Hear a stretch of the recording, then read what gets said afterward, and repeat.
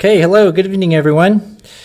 My name is Brad Gottschall. I am the Lower Paxton Township Manager, and in typical fashion, I'm going to give a brief summary of this evening's agenda, particularly for the benefit of those who may be watching at home on television. So this evening, the board meets in business session. They have a couple of items to attend to. On the agenda, first starting under old business, the board will take action to support and convey a request to the Lower Paxton Township Authority Board, transferring ownership of the Conway tract to the township. Following that, under new business, the board will take action to adopt Resolution 2024-07, which has to do with the municipal service fees relating to the 2024 fiscal year. That just updating the resolution to include one particular fee, which we will discuss. Then following that, finally, the board will take action on subdivision and land development items to include a number of improvement guarantees. Finally, take action on the payment of township and authority bills. Hear any last announcements, and then finally make a motion to adjourn. With all that said, members of the board are seated and prepared to conduct business. Thank you very much. I'd like to call the meeting of the Board of Supervisors business meeting tonight, Tuesday, April 2nd, to order. And we will have the Pledge of Allegiance by Supervisor Judd. I pledge allegiance To the flag of the United States of America and to the republic for which it stands, one nation, under God, indivisible, with liberty and justice for all. Thank you. Okay. There are no minutes to be approved tonight. We'll now have public comment. I just ask that if you are coming up for public comment, that you do not speak on anything that is on the agenda. With that said, is there anybody that will be here for public comment? Mr. Minsker. I need your name and address, please. Okay. Do you want to turn on your mic? Good evening. Okay. My name is Bill Minsker. I live at 5956 Linglestown Road rear in the heart of beautiful downtown Linglestown. Good evening, members of the board and staff. I come before you tonight with some prearranged materials. I thank Shelley and Brad for doing what they've done to help me get this all prepared. I have a number of items which were in your packet. Hopefully you've had an opportunity to look through those, so I can just summarize these. The first of these, Brad, if you could put up that list as we did last year.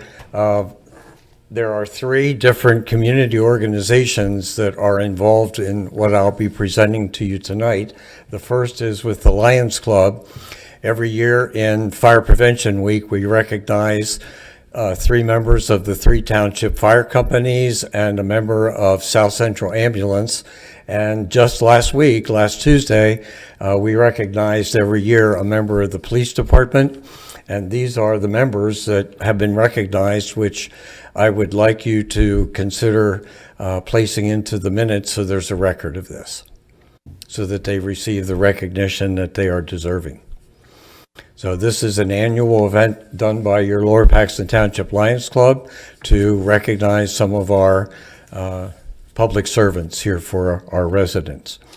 The second item I have for you, which you're well aware of over many years, is the Linglestown Kiwanis Club's project of erecting a dog storage area at the south side of the maintenance building. If you've been over there, I'm curious, have you seen the building? It is almost completed. It is really a nice structure. It was built by primarily by the students at the Votech School, which is how the Kiwanis Club is connected to that. Kiwanis always does activities with youth, and the project basically was done by youth. We're hoping that we can have a public event there to make the building available for the police to use for storage of stray dogs, to do this at probably the middle of this month.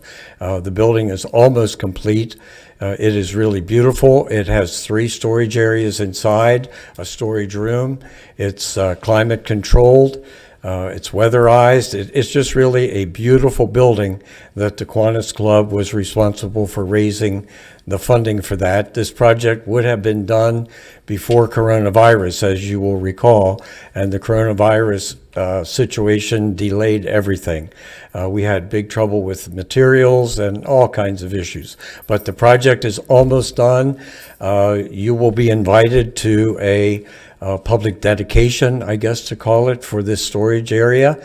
The way that works is when the township police find a stray dog, it goes there for about 2 days, and if the owner is not discovered, then it goes to the Humane Society off of Route 322. So we will end up having a very beautiful and functional building, so much so that I think there will be dogs in our township that will want to become stray. Just so that they can be a part of being in that building, especially in cold weather and things like that. Yes, ma'am. How many dogs will we be able to house? 3 at a time. 3 at a time. And Okay. the 3 storage areas for the dogs, the 3 kennel-like areas, there's a small one, a medium-sized one, and a large one. They're all 3 of different sizes. So there was a lot of planning that went into this that the Kiwanis Club did as a project for connection with our police. Yes, ma'am. Who's going to take care of the dogs while they're visiting with us? I think the police do that. That's part of, Public Works. it's through Public Works. And it works very well. It's a far cry improvement over what we had, or what we didn't have, I guess would be easier to say. Do you have any questions about that? You'll be notified. I guess Chuck Grubb will let you know when we have plans for having the public awareness of this building. And I've been working with Jack to publicize this for the public to be aware of. And there's heat and air conditioning in this one, right? It's climate controlled by mini splits. There's a mini split unit that controls the building. If you haven't been back to see it yet, you should go back and see this. It's really a nice project that the VOTEC students were able to put together. And then the third item, this is from LACA, from the Linglestown Area Civic Association. This is in reference to about 2 months ago, I came before you in regard to street lights in the Linglestown area. We had all kinds of issues, and I've given you a summary. I was asked to send a report to PP&L in reference to these street lights, and you have that report. And the summary of that, there were 3 street lights that were continually on. They didn't go off in the daytime. And at that point, when I was here with you before, I had asked how we finance our lights, whether PennDOT charges us for the energy that's used, or whether PennDOT charges us a daily fee, or whether, I'm saying PennDOT, I mean PP&L, whether PP&L has a yearly contract with us, or whether they charge per light, and we weren't really sure. Has there been any research done to discover how we really pay for this? Because with these lights malfunctioning, no matter what the procedure is that we're being billed on, we're being abused. Do we really know how this works? Yeah, Mr. Minster, it's much like with any light that one has, or any electrical service that one has, it's a number of factors to include transmission, the light itself, the fixture itself. So there's not just we don't just get charged, a flat fee, or it's a mixture of things. So to better answer your question, yes, we are getting hosed on our electrical lights. PPL unfortunately has historically not allowed municipalities to purchase those lights and maintain those lights as municipal assets.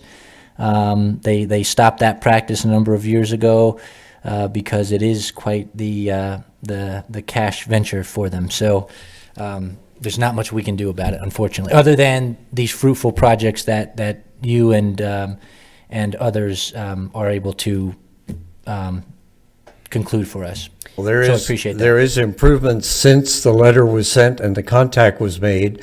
The 3 lights that were on all the time have been repaired. One at Blue Ridge Avenue and Mountain Road, one at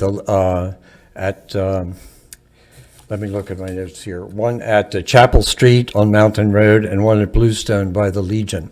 And they're all repaired. They go on at night and they go off during the daytime. So that was done.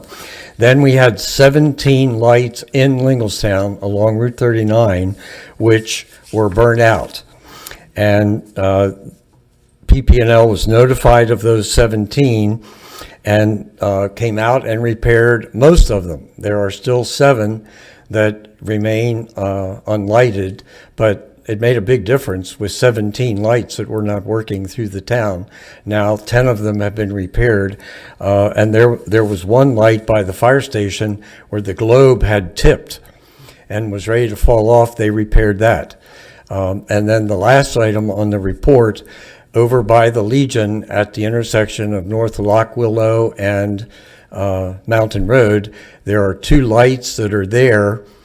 The standards are there, but there are no lights. The wiring is all there. You can see the wiring. So I notified them about that, and we'll wait and see if they put the globes, the light fixtures on those poles.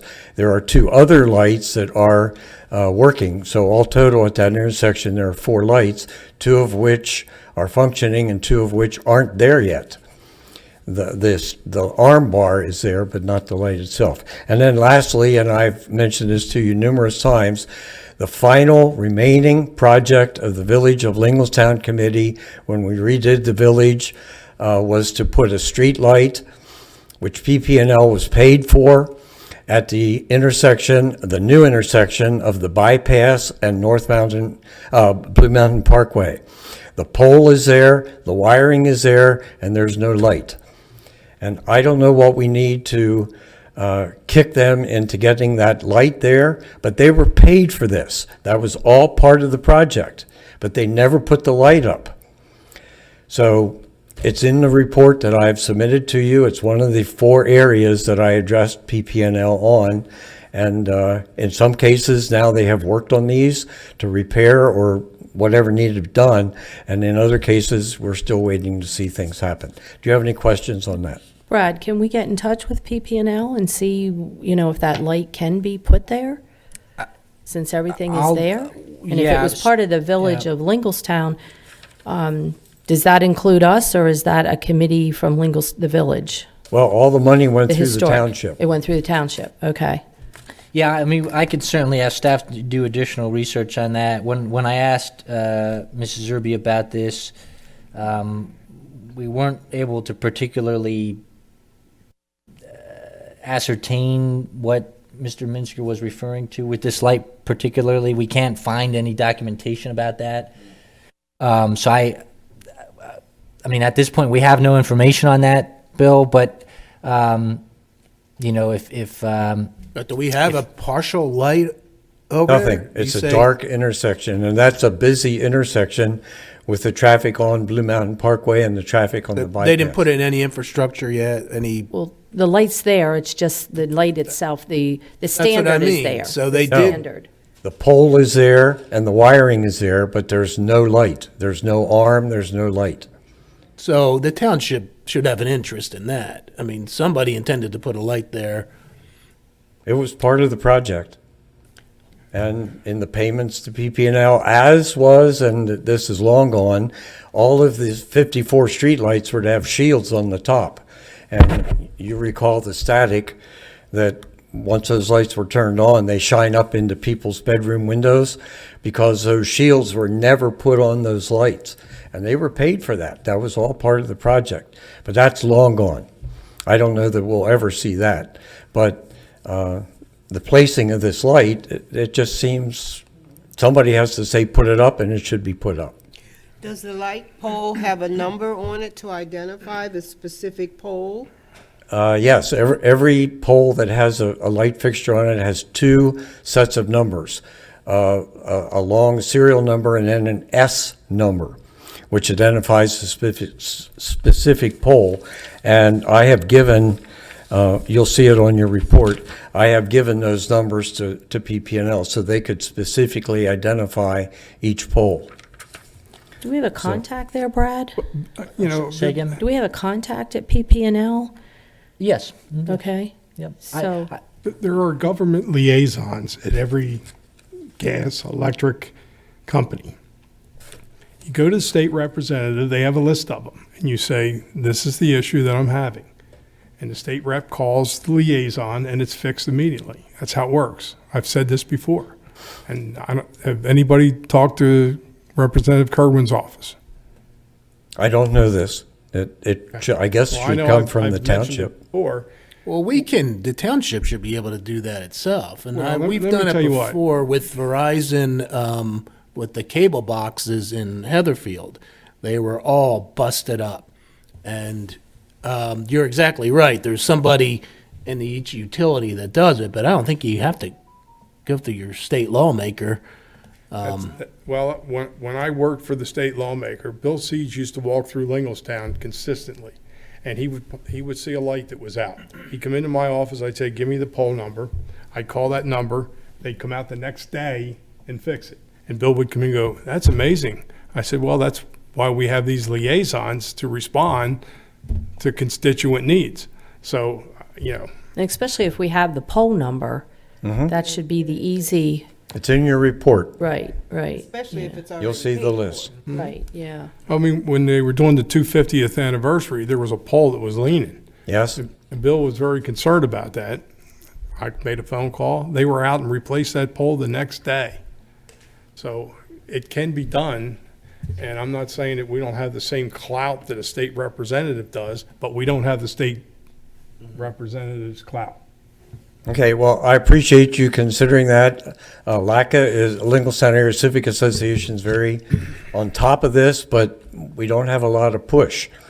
So anything you can add to that to get this totally done would be great. The last item I have for your consideration is a long running project that Brad had suggested to me that I do for you all back in 2020 in regard to the intersection movement control devices that will start to blink when an ambulance, police car, or fire truck comes to an intersection and it turns the light green. I'm sure you've seen these.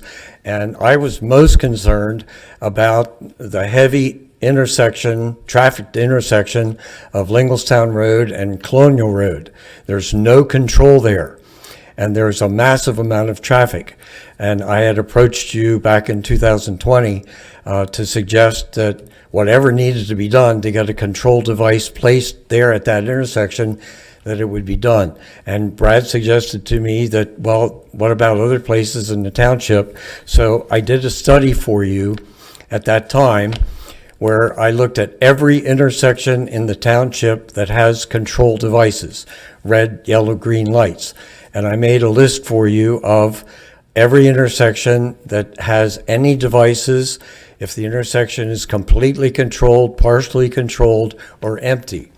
I have gone through that again and updated the list, which is in your report. And all total, there are 53 traffic intersections that have controlled devices for controlling traffic movement, red, yellow, green signals. Of those 53 intersections, 19 of them have control devices on all ways of movement. 19 out of the 53.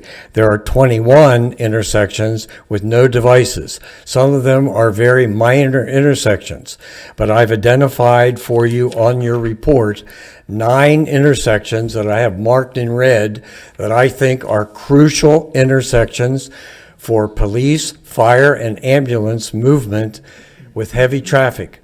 The worst one is this one that I have been talking about for years of Colonial Road and Linglestown Road. There is no control there. And with the development that continues to occur there at that intersection, traffic is increasing. So that's my number one priority for a light that would specifically affect Linglestown Fire Company and always ambulance and police movement. Then there are 2 intersections that would affect traffic signals in the Paxtonia area for Paxtonia Fire Company, and then always ambulance and police. One of these, both of these are on Nye Road. You can picture the intersection. The first one is where Mountain Road intersects, where the AMP building used to be, now it's Tyco. There's no control there. That's a big intersection for Paxtonia and for the ambulance, depending on which way it's going. The other one is at Nye Road and Old Jonestown Road, where Nye's Florist is. There's no control there by the elementary school. So those are two intersections specifically affecting Paxtonia Fire Company, as well always as the ambulance and police movement. Then Colonial Park has 6 intersections that I've identified as crucial that should have these intersection movement control devices. The first one is on Colonial Road at Devonshire and Crumbs Mill by the church. That busy intersection there has no control. And that's a busy intersection for movement north and south through our township, and should have a device. And then there are 2 on Locust Lane, one at Prince Street, Locust Lane and Prince Street, right here. There is no traffic control at that T intersection. The second one is at just up the street by Central Dauphin Middle School, where Houcks Road comes out and meets Dartmouth. There's no intersection there, and this is right by the Colonial Park Fire Station. These are intersections which they use constantly, as well as our police and the ambulance, and there's a lot of traffic there. These intersections should have devices. Then there's another one on Union Deposit Road at Rutherford and Newside. There's no control there, and that's a major intersection. Well, Bill, who should be identifying these? Yeah. Shouldn't the fire or public safety be identifying? I don't know this. Yeah. All I've done is I've done this study that Brad asked me to do, and I'm giving it to you to give to whomever or for you to make the decision. I don't know who makes those decisions. Well, we would definitely want to hear from the public safety people before we move forward Okay. with anything. Then And I we've would- never heard anything from them, but that sounds like a lot of legwork, though. I appreciate it. Well, it was interesting to do this, and you have it in your report. I've given you the newest study, along with a key of explanation of all the different points, and a summary at the bottom of how all these work out in numbers. So if you can look at this, the other one, the last one I didn't mention yet, affects also Colonial Park, is a light at the intersection of Valley and Winfield on Colonial Road, just below the church, where the traffic comes out from Valley Road from Susquehanna Township, and where Winfield comes out. That's kind of a convoluted intersection. There's no control there, and there's a lot of traffic that goes through there. So all total, there are 9 intersections that I have highlighted on your report in red. Then there are some highlighted in yellow that I would suggest be considered, and then the rest of them are not busy intersections. But the ones in red, especially these 9, I really, really suggest that somebody look at this, and whatever needs to be done for approval, for funding, all those details, that process be started. Okay. Brad, I just had a question. Have we had any comments from any of the three fire companies that they're complaining that there is no devices at these intersections, that they're having trouble getting through when they do have a fire? No, though, as you will recall, Mr. Minsker did come to us with this issue a 2020. couple years, a couple years ago now, a few years ago. And at that time, we received that information and appreciated the information. We looked at it from the staff perspective, and the director agrees with Mr. Minsker. All of those are missing. All of those are high priority with regard to having those devices placed. They're very costly. We have no budget to add those at this time. And every single grant program that we see that comes out with funding for public safety, anything, one of the first questions we ask is, can this fund preemptive devices? And the answer usually is no. So we haven't done anything to add those devices. But yes, the director has consulted the fire folks, Deputy Chief Graham, to internally prioritize Mr. Mintzger's list. And so we do have appropriate information. It's just a matter of funding at this point. Okay. My colleagues at the Lingle South Fire Company hate that intersection of Colonial Road.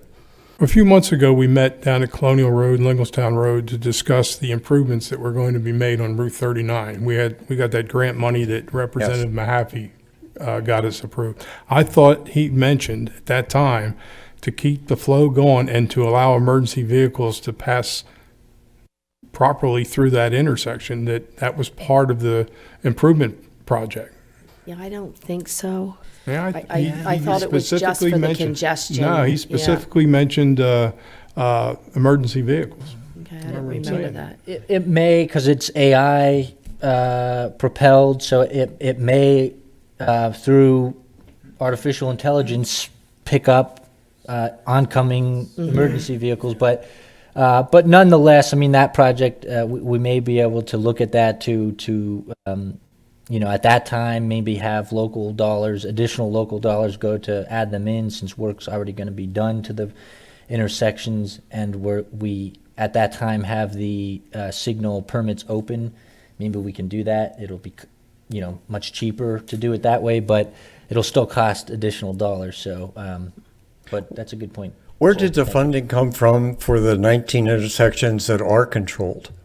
Totally. All different approaches are all controlled. Yeah, likely, sir. At the time that those signals were put in, Liquid fuels. well, it could have been development that funded that project, or it just depends on each of the projects individually. But at some point along the way, the township just missed including them into new signals or whatever. But Well, unfortunately- most of the intersections are major intersections that have been traffic controlled for a long time. They just had the device added to it. So they weren't new intersections. These are major intersections in the township which are totally controlled, 19 of them. So they're not brand new with developments, and somewhere that funding came. I don't know if it came from PennDOT, I don't know where it came from, but there was funding for that. So maybe that funding is still available. I don't know. I'm just presenting an issue which I'm requesting that you would address to the proper people and see if we can't get something moving. Because eventually there are going to be difficulties at these intersections, which are totally preventable. So thank you very much. I appreciate Thank your you. We appreciate willingness it. to listen to my reports, and I look forward to anything that will develop to make these things work. We'll see each other at the dedication of the dog storage area. Okay, thank Thank you, you. Bill. Thank you for coming. Is there anybody else under public comment? Hi there again. Thank you for your time. My name is Nathaniel Sanko. My address is 6208 Jerome Boulevard. Many of you are aware of the issue that I'm here about. It is about Dolly Construction with my back patio slope towards my house. I came to the authority board meeting on the 27th, so I'm actually here just to provide the updates for everybody from that meeting. I prepared some handouts. Is it okay if I approach you guys and give them to you? And I know Supervisor Thompson, you're not aware. You're probably the only one up there that is not aware of my issue. So I have some photos of the issue that I'm going to speak about. If I could have them back, because I gave them all out last time, and this is like my last copy.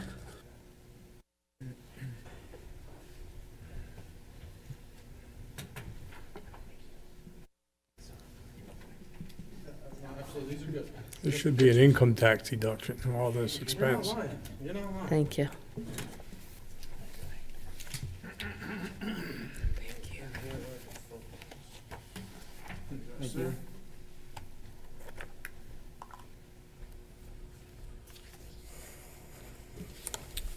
All right, so at the meeting on February 27th, you all asked Mr. Weaver, the sewer manager, to contact Dolly and request them to hopefully make things right, considering the pictures that you're seeing with the work that was done. That was February 27th. I had to email Mr. Weaver on March 21st, and that's number one, the first copy that you guys have. And I said, "Good morning, Bill. I'm writing to see if contact was made with Dolly Construction about evidence that I provided at the authority meeting on 2/27. It's been almost a month since the board asked you to contact them. Could you please let me know if anything is further needed on my end? As a township resident, I would think you would want to provide a little better communication with me on this issue." Mr. Blaine was the chairman, I believe, and I also had at the time a right to know request and all my emails for years with Mr. Weaver. Mr. Stein is aware, he was involved with it as well. So attached on the second one is Bill's response at the bottom, number 2. Mr. Sanko, as directed by the board at 2/27 authority meeting, I telephoned Dolly ownership the next day on Wednesday, 2/28. They indicated they have no intention of performing any additional work at the property. I followed up yesterday with an email to Dolly after receiving your email, and the Dolly response is attached. I was just kind of caught off guard with how he didn't respond to me after you guys asked him to reach out. I had to reach back out to him. Page 3, the next page, is Dolly's response to him for me. Bill, Dolly was directed to replace the patio a second time, and when doing so, it was required that the homeowner and Lower Paxton Township Authority were present and okay with the form work prior to the pour, as well as after the concrete was finished.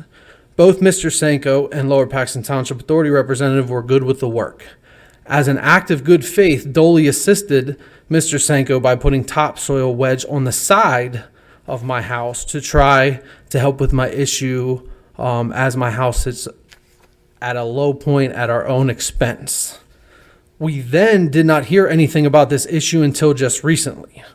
This project has sustainably complete on June 24th, 2022, and per section 15.08A of the contract, Dolly's maintenance period ran for 1 year from the date, and it ended on June 24th, 2023. Dolly feels we are already gone above and beyond for this homeowner, therefore we will not be doing any additional work on this issue. I'm sorry that this is an issue that the Lower Paxton Township Authority, the board, and you are still dealing with. But Dolly has spent enough money trying to make this gentleman happy. My response to Bill was, Bill, you never communicated with me that the contact was made. I'm sure you can see why I had to email 3 weeks later. Did you provide the pictures that Dolly, that the patio was running towards my house? I was never okay with the work because I was never there. So that's clearly not true. And I work for the state legislature, so I'm not gonna know if the form work is okay for concrete anyway. I have emails from him, which are also attached, that I was getting water. So I provided evidence of bad work, and you're still going to stand behind the company. I never got a response from Mr. Weaver, so that's why I'm here tonight, to provide you with this and the paperwork that I brought to David Blaine didn't seem that he was like needed. So the circumstances that we're in now, I think they are needed to see. So the page, the one with the yellow and blue, is from Eric Morgan. This is part of the right to know that I requested from Lower Paxton Township. I think Solicitor Sign was with this when it was submitted, because I think you're on the right. Are you not on the right to know? Okay, sorry. I know Mr. Gottschall was, because I emailed him for the right to know. So let's start with number 9 on 2/10/22 from Eric Morgan, the employee that works. I believe is he a supervisor for the sewer authority? He has some supervisory experience. So Yeah, the yes. supervisors. So number 9, the first complaint by Nate Sanko, to my knowledge, about a water issue with the repoured patio occurred on February 10th, 2022. So Dolly is saying in their response that they were never aware of anything. So I don't know if we have an issue with Mr. Weaver not forwarding my complaints. And I know when I spoke with you guys on 227, I said I've stayed in constant contact. There's emails there you guys can see, because I didn't want the excuse of them running out of time. And that was their excuse, that the year was up. Well, I complained before June of 2023. The second page is also from Eric Morgan. This was June 1st of 2023, so still within the year range. Steve/John, I received a call from Nate Sanko at 6208 Jerome Boulevard concerning water getting under his door at his house. I'm sure you remember that this is the property where the concrete patio was poured twice due to the door scraping across the concrete. He wants the situation fixed and is asking for a time frame of when this might happen. John, next page. John Shear sent this email. I believe he is or was an engineer. He and Mr. Weaver came out, Mr. Weaver with a cup of coffee and John Shear with nothing, after Mr. Judd asked them to come out and look at my patio, and they just said it was level. I don't know how they can clearly say it was level, but you have the pictures, you saw the pictures, it was not level. So let's read this. So resident Nate Sanko at 6208 Jerome Boulevard is checking to see if there's any update regarding the water leaking under his back door since the sewer project was done. He said he last spoke with Eric, best to reach him by phone. So you can see clearly that I've stayed in contact since 2022, and Mr. Weaver either did not forward the message to Dolly, and that's why they never returned. Dolly has never returned since the second pour of the patio. In the right to know here, the first one I highlighted in yellow. John Shear, Larry, and I met with Nate Sanko to discuss his water issue, which is true. I believe they're all engineers. It's about the threshold of the door next to where Dolly poured the new patio. We discussed a few options to try to deter water from running under his door frame and getting inside of his house. John told Nate we would try to come up with a solution to his problem. That was 6/2/23. I never heard anything again until I emailed Supervisor Judd, and that's when Mr. Weaver and the engineer John came out when I said about Mr. Weaver had coffee, John had no level, and John actually understood what I was saying, but here we are. So there is the update on what you guys requested Mr. Weaver to do. I would think 3 weeks. You know, I work in the state legislature. If I balked on a constituent and didn't do what they asked me to do, I don't think my boss would be very happy with me after 2 years of complaints. If there is a warranty, you know, the warranty doesn't matter. It shouldn't matter if Dolly wants to do the work or they don't want to do the work. If their work is done wrong and it's under warranty, they should have been made to come back and fix it. So that is my update. That is why I'm here, in hopes of, again, some assistance. I don't know if you guys were aware of the outcome after the authority meeting. No, nothing has been sent to us, and we don't meet again until July. Yeah. So my concern is here on Thursday, March the 21st, you're saying that you were not home. Oh, but absolutely he's- not. Okay. Absolutely But not. he's saying that you met with them. I mean, even if I was, what do I know about construction? Right. You know, what does the Lower Paxton Township Authority know about a frame? I mean, because he's saying the framed out wood. How can you tell if that's going to be poured right when it's just the wood there? Mm-hmm. Absolutely not. Was not there. 100%.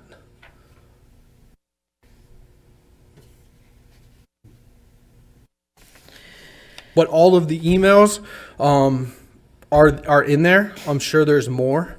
But that is from that point, you can see, like I said, in the right to know, it started in February of 2022. So I was definitely in the time frame of the warranty. So even if Dolly did not want to come back out, Mr. Weaver, as a manager that you guys appoint, should, under contract, they should be required to come out and at least prove that the work was done correctly. They didn't even come out to prove that it wasn't done correctly. Mr. Weaver would just say, due to the township is not responsible, cannot be held responsible for anything that Dolly does. That's correct. Damage, correct. So it's not like Dolly ran their skid loader into my house. They didn't make damages to my house. Their work is causing the damage to the house. So they should be held responsible for their work. So that is what the excuse was for Mr. Weaver for a good 8 months. So I can't imagine I'm the only one that got that excuse. I did a little research on Dolly. There's a lot of bad reviews and not actually many good reviews. I found they have 15 employees, so maybe that's why they come in with pretty low bids that you guys can't do anything about. They don't have a lot of overhead to pay employees. But that is what it is. I don't know if I can be mad at Dolly for not wanting to return, knowing that they're saying they weren't aware of the problem. So I don't know if Mr. Weaver, considering he said he made a phone call, especially with this topic that has been going on for two and a half years. Phone calls are usually made with friends. Usually emails are done with business. And I would think a multi-million-dollar contract is a business decision. And you would want evidence of what was said and what was not said. That's why I requested the right to know, which you all have. So if you guys have any advice for where I go, or do I wait, or can I wait for a decision for you guys, or what to do next? I don't really know where to go from here, considering I gave you all the dates of the complaints within the time frame that needed to be done for Dolly to fix them. Mr. Gutschall, have you been in touch with Mr. Weaver with this response from Dolly? Well,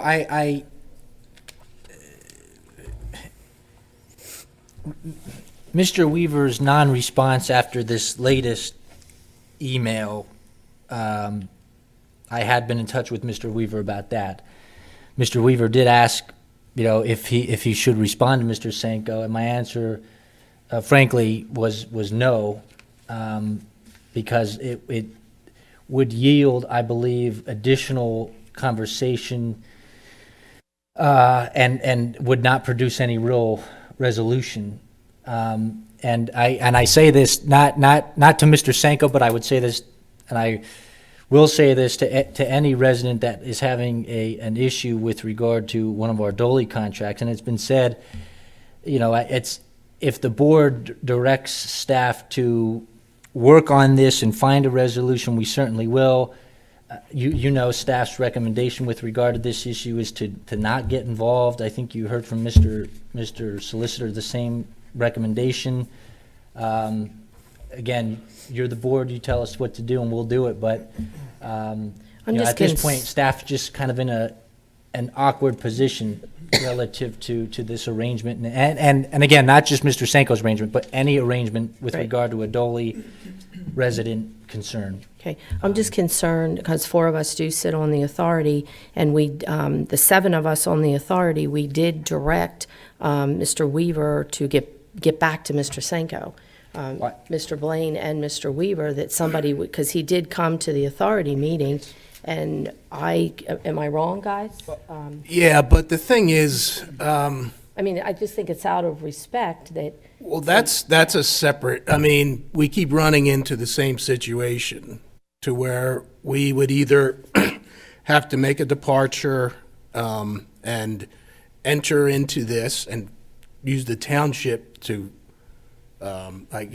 tear it up and re-pour it or something like that, or we have to abide by what our administration and our council has said, that Dolly does thousands of these projects, and there's a risk involved if the township gets involved and tries to remedy things and sort them out, even though that's our impulse.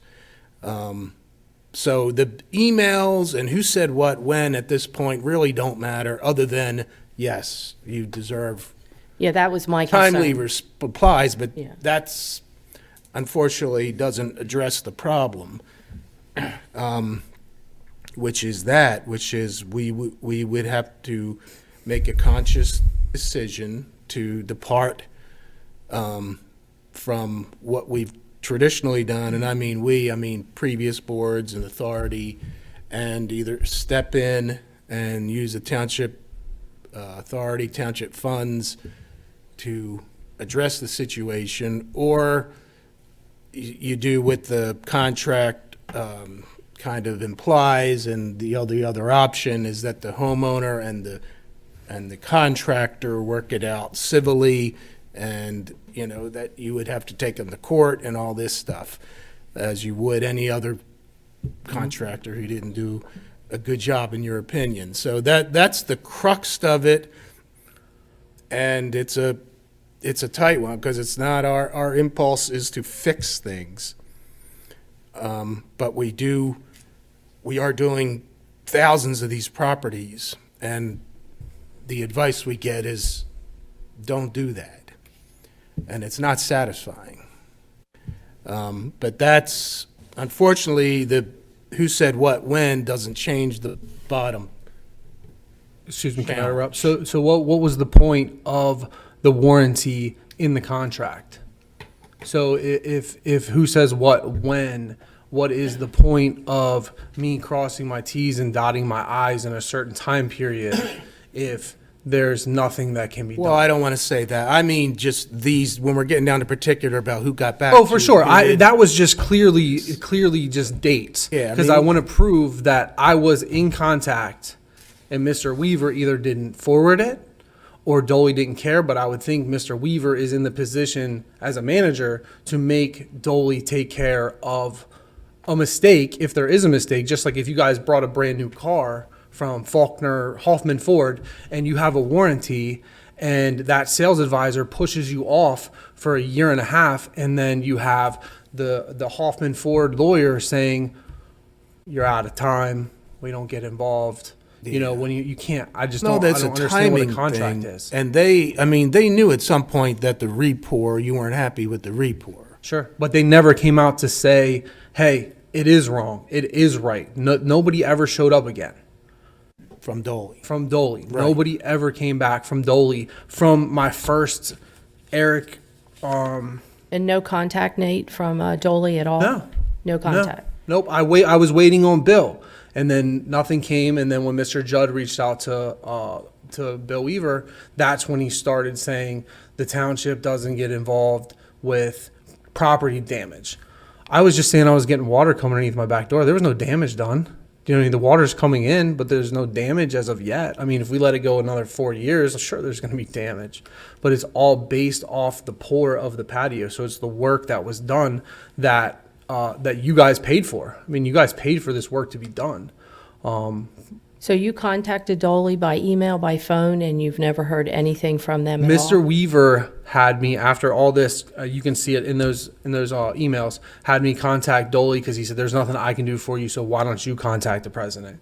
And I contacted them, and he said, Mr. Sanko, your property has been a pain in the butt since whatever, since the beginning. I mean, that's not my fault. Like, if it's not done right, it's not done right. You have to fix it. When was that? When did he say that? Was that early on? No, it was just recently. Yeah, it was just recently. Did you send him in an email to him? No, unfortunately, that was on a phone. Okay. Because Mr. Weaver provided me a phone call to call them. Yeah, that was recently. And was that Steve Johnston that you talked to? That was not, they said that was the president. I know Steve Johnson. It did not sound like him to me. So I'm going to say it was the president.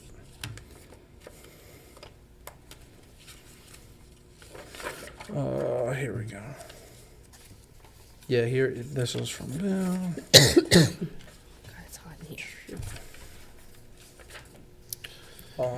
it was 6/20 or January 26, 2024. Bill, I spoke with a contact from Dolly that you gave me. It's the third page in the emails that I gave you guys. Informed me that my house has been a pain in the butt since the beginning. They will also not be returning to fix anything because the work was signed off on by the township. So again, 2 township employees came out without a level. So That's maybe- not when they signed off. That on is it, not though, when right? they signed. Correct. That Yeah. is not when they signed off on it. Okay. But Because I think for the record, and if I recall the authority meeting, everything I've heard is that the township staff are not in agreement completely that it's even a faulty pour. So, I yeah, mean, that's 'cause even nobody would another- come out to look at it. Nobody would come out to look at it. I mean, we talked about it in the authority meeting about they think it's the water coming up, but that was without them having knowledge that I have my house waterproofed. So the water coming up is not going to come up because it's going to get pumped out. It only runs right in front of the door, like the picture you saw, the level. When I step on it, the water runs right underneath that door frame. That's it. That's the only place that water comes into that house. So again, I complained I made a claim in the correct amount of time that was needed, and it was ignored by Mr. Weaver.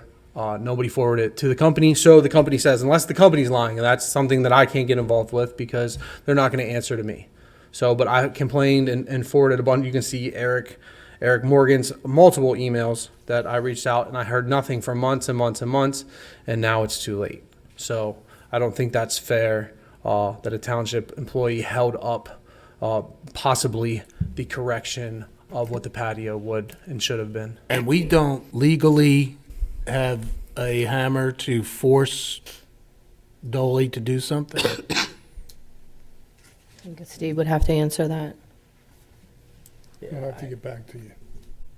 I think the two parties in this are Mr. Sanko as well as then the contractor, right? Well, that's always Which been would be the Dolly. I mean, explanation. those are the people who would be involved in it. I think now after June 23rd of 2023, of course it's going to be me. But I would think you guys would have been the liaison. You guys hired the contractor. I was within that time period, so you guys should have been the go-to. Now it's me, and that's why I'm coming to you, because your employee didn't forward the message. So what would you like the township to do? I mean, I'd have no leg to stand on with Dolly. Absolutely none. I mean, they made it very clear that they're not going to come back here. They said that somebody signed off on it, so they have no reason to come back.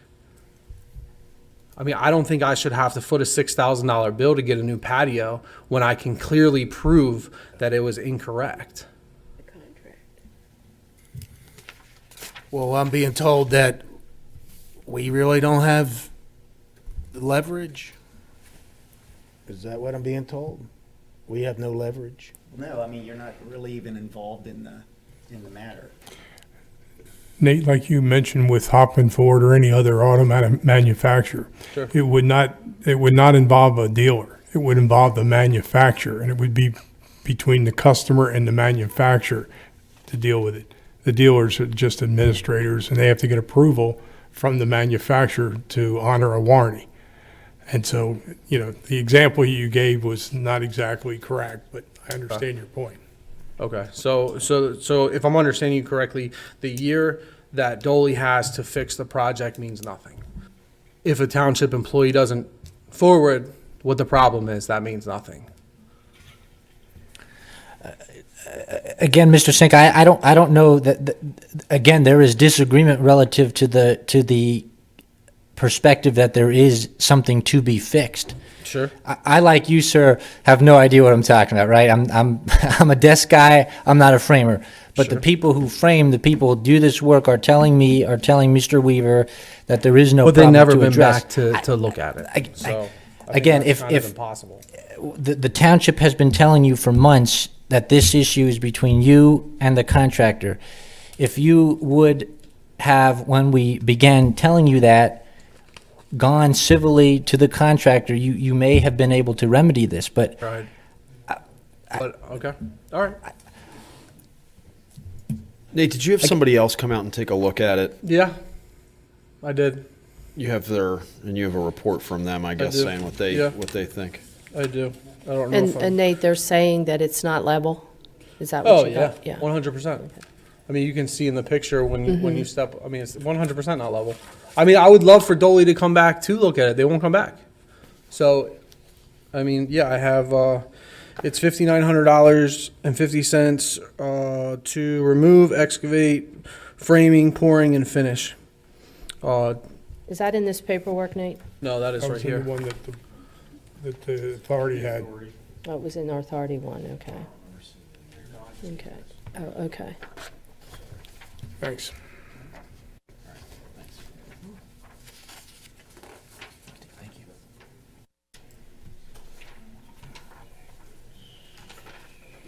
I am, thank you. Thank you. Nate, do they have the ability to raise it? So if they raise it, then if you remember from the pictures how they poured the patio right up to the door, you're gonna trip coming out of the door. So we looked into that. I looked into a drainage system, but there's nowhere for the water to drain to. But that's these guys, right? These are the guys that lift your concrete. Like if you're Yes, driving. That's them yes, anyway. That's them. Because Yeah, they Central looked PA at that too, and leveling. they're like, we can't do it because if they lift it, the door is going to be here, so you're going to trip into it going out. I looked into that as well. Just a quick remedy, like you'll see in the paperwork. I said to Dolly, I was like, look, anything you guys can do, like I'm willing to work with you. They just never returned, never came back. So it's not like I haven't worked with them on getting it try to be remedied, but. And I understand that it's an issue that is my problem now, but I was here to prove to you that there was correspondence with Mr. Weaver for 2 years since now. And now all of a sudden, I'm out of time when I submitted You were it just in assuming, time. you were just assuming everything was getting Yeah, forwarded to Dolly. I was just waiting for a call from Mr. Weaver. It just never came. Brad, since Bill hasn't been very successful in trying to resolve this, I mean, I know, I'm not saying he didn't attempt, but he hasn't been successful. Could you contact Dolly and kind of ask for a goodwill gesture on their part? And maybe they'll come through if you talk to them and maybe take Bill out of the picture at this point? Yeah, I was just going to say, I think if the board pleases to look into this further, I will. This is the first time I'm seeing all this stuff, sir. So Sure. I mean, would you like to see the pictures? I don't know if you saw No, the I pictures. did see that stuff, yeah, but with regard to the concern that maybe some things weren't forwarded to Dolly and whatnot, if that is accurate and there was some sort of dismissal of this issue or some sort of miscommunication on our end in forwarding these things, I would suggest that at that point we get involved further to at least have Dolly come to the table again on site, in a meeting of all parties Sure. to look at this thing. Absolutely. Because if that is a failure of the townships, we should certainly take responsibility for that. I'm just not personally aware of that, so I will be happy to take a look at that. Absolutely. I appreciate it. I would appreciate that in case we did have a miscommunication. Sure. So if you could do that, and if somebody could will keep in contact with Mr. Senko. I will. I do know that. you said you told Mr. Weaver not to, but at the authority meeting, we said somebody would get back, so, yeah. Yeah, I told Mr. Weaver not to respond to Mr. Sanko's latest email after Bill had initially. Mr. Sanko had reached out to Mr. Weaver saying, "Hey, what's the status? Yeah, I haven't heard three in a weeks while." after. Yep, and then I saw that Mr. Weaver responded, forwarding you Dolly's response, and then he responded again, and I said, "No, Sure. no more responses," just Understood. because Okay. But Okay. given the facts, I will I just want to certainly make take a sure look. we're not having a communication Absolutely. problem here, so. For Is sure. everybody in agreement with that, Pamela? That's fine. Okay, everybody okay? Okay, great, thank All you. right, thank you. Okay, thank you. Thank Nick, you for your coming. time. Okay. Is there anybody else under public comment that would like to speak? We're good? Okay. Chairman and board member comments. I don't have anything. Board members, do you have anything? Okay. Managers report. I have no report this evening. That's a great one. Thank you. Thank you very much. And Mr. Sanko did your report, okay. Old business. We have an action to support and convey a request to the Lower Paxton Township Authority Board transferring ownership of the Conway tract to the township. Mr. Gutschall. Yes, Madam Chair, members of the board. As the board is aware, the township recently took action on the Conway Tract master plan that resulted from a very good public interaction period. At this point in time, the township is looking to request additional funds from some various funding agencies, and I had a draft letter in your packet to that effect, speaking of a DCNR grant. As part of that particular grant and any other funding proposal, the township would be required to have the Conway Tract land transferred from its current owner, the authority, to the township in order to receive any grant funds. So we don't have anything for the board to actually take action on this evening, but we did want to show in the minutes that the Township Board of Supervisors is requesting that the authority board go ahead and convey to it the Conway Tract land. So at some point, we're going to have the authority act on some sort of, $1 deed transfer or something, which we will have drawn up here as quickly as possible. But if we can have the board at least take action to make the symbolic request of the authority board to support that transaction, we would appreciate that. Do I have any comments from the board? Any questions? Public? Okay, do I have a motion to support and convey a request to the Lower Paxton Township Authority Board transferring ownership of the Conway? So moved. Okay, do I have a second? Second. All in favor? Aye. Okay. New business. Action to adopt Resolution 2024-07, amending certain fees and charges for municipal services during the 2024 fiscal year. And Mr. Miller's not here. Mr. Gutschall. I'll try to take that one today. If you may recall, board members, some time ago you had acted upon a resolution to formally, I'd say, start a program to allow for the installation of new streetlights. And as part of that process, certain fees would be associated with such a process. So Mrs. Thompson, I'm not sure actually if you were on the board at that point or not, but nonetheless, the township now has an official process by which residents can lobby for the installation of a new street light that doesn't currently exist. And if that happens, of course, there are certain costs associated with that. And per the resolution that was passed by the board, or actually an ordinance, per that ordinance, certain fees would be assessed to the residents that would benefit from the installation of that new light. And so before the board this evening is an updated fee resolution, which the only thing it does is add in the public street light assessment fee, which would be at maximum $250 per year. And that's basically if only one person is getting the benefit of that street light. So if there are multiple people who would benefit from that street light, that number would be less. So at maximum, a person would pay $250 per year for a new street light under this fee resolution. Is that every year? That's every year, yes. Okay. Did any of these municipal fees and the charges, did any of them go up from last year? No, what's before you right now? Okay. One. Oh, that's Or right, you're just the only one. I'm imposing the sorry. one. I'm Yep. sorry. How much, Okay. You're right. I'm sorry. so how much work do we do?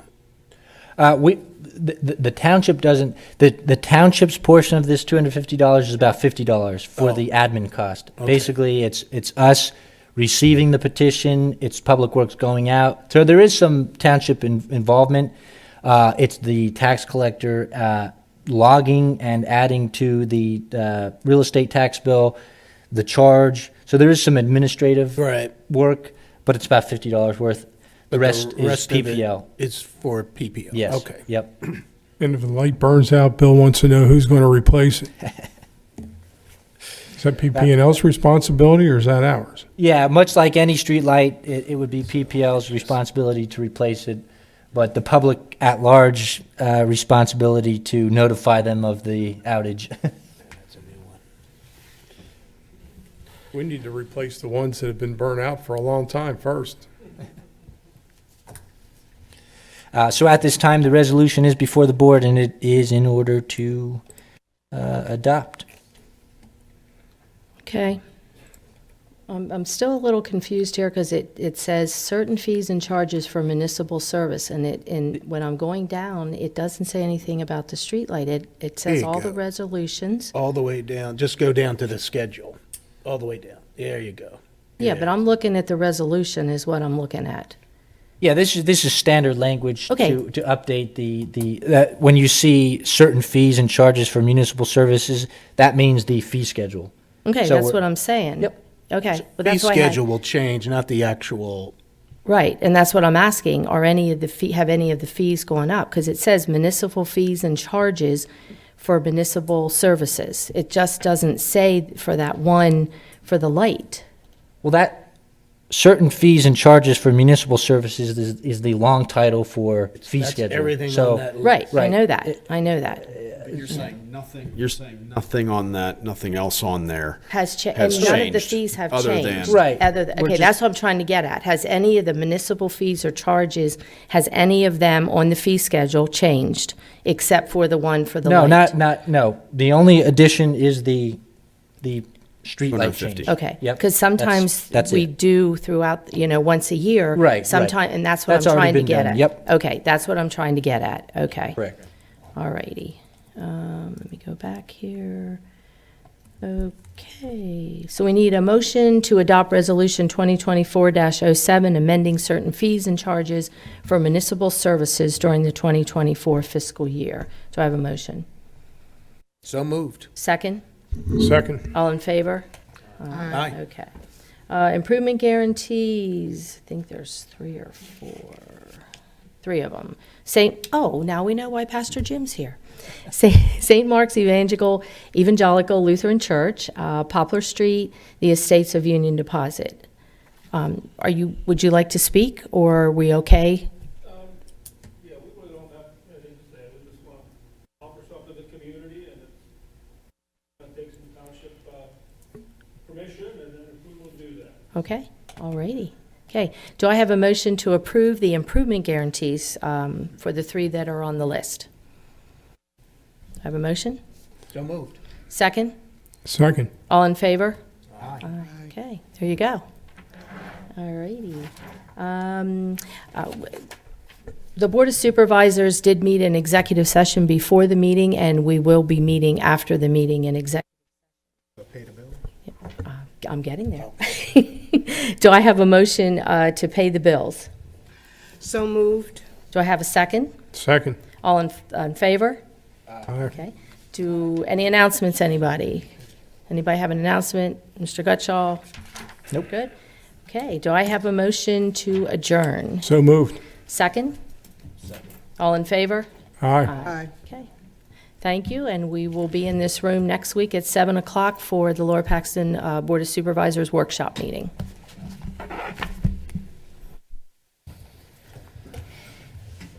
Okay.